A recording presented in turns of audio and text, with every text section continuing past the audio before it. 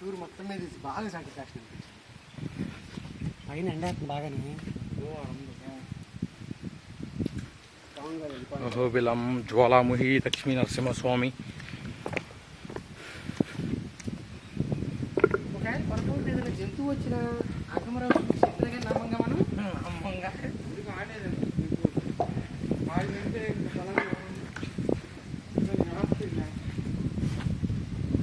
జంతువులు ఉంటే జనాలు ఎందుకు వదులుతారు అక్కడ?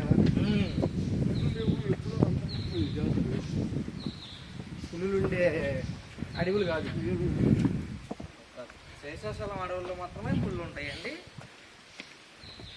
జాడ తీసుకెళ్ళాలి పడే చోట ఉంటుంది. ఇది చాలా అడ్వెంచరస్గా ఉందండి. అసలు చూడాల్సిన ప్లేస్ కంపల్సరిగా. అందరూ తప్పక రావాలండి. చూడండి, ఈ కొండ పడిపోతున్నాయి. మళ్ళీ తీసుకుంటూ వెళ్తున్నాము.